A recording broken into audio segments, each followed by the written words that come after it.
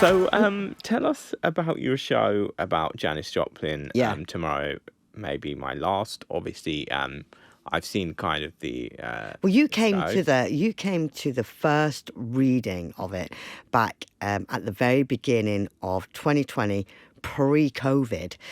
So, whilst doing like lots of gigs, around the jazz venues, and all other great venues like the 100 Club, and at the 100 Club, it was a guy who came up to me, was a West End producer, and suggested that I should do something in the West End, or I should play. I was always told I was Janis Joplin channeling Edith Piaf, or Edith Piaf channeling Janis Joplin, whichever. But and actually, neither of those artists were my influence. They weren't my influences. And although, yeah, great compliments, but I was at the time I think, why do people keep saying that? I never really. My dad used to love Edith Piaf, and I love Edith Piaf, and he'd play it around the house. So maybe subconsciously she was an influence. I don't know, but I can see where they're coming from in terms of the drama of the performance. But really, I just thought, okay.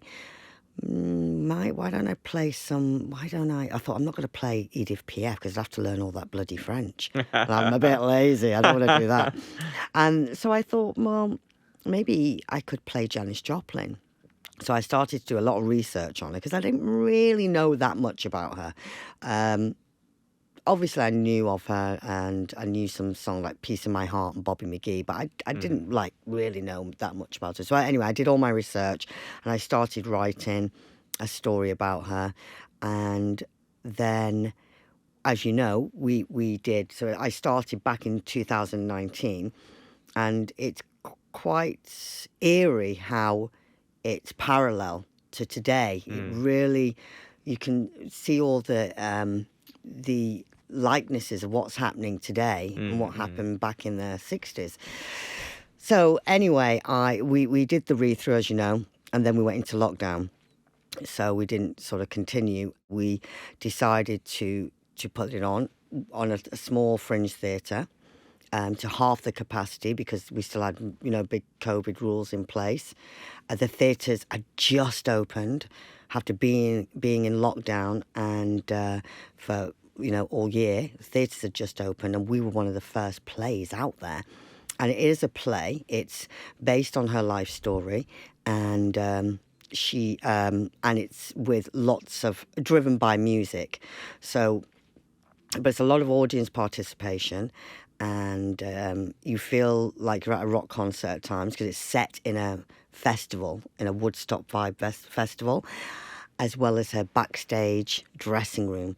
And she tells the story of her life, her ups and downs, how it was hard growing up in Texas with segregation, and also she got really, really bullied, about not agreeing with segregation, and also because she wasn't very pretty, or she felt she wasn't very pretty. They used to call her fat, ugly Janis Joplin. Of course, she wasn't. She was attractive and curvaceous, but she felt very unattractive, and it led her to drink too much, take heroin, and ultimately die from a heroin overdose.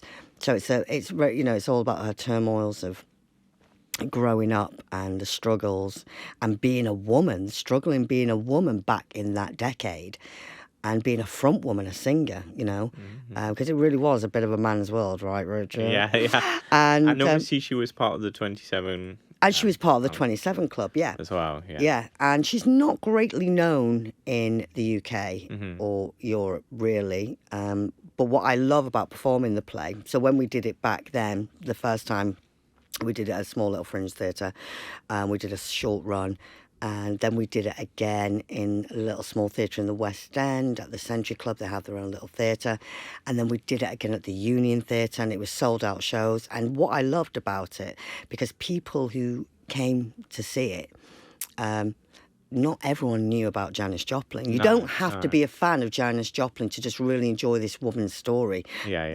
As you said, everybody knows certain songs. Yeah. Yeah, exactly. So when people come up to me afterwards and say, that was great, because we'd never we'd never heard of Janis Joplin, and you just basically told us this story about this great woman, and now we're going to go and buy her music. Yeah, absolutely. You know, we've introduced... Discover more. Yeah, thank you for introducing this great artist to us. And so, but yeah, it's great. I really get a kick out of performing it. It's really hard work. It's like a marathon because, let me tell you, Janis Joplin could not play Janis Joplin every night because it is exhilarating.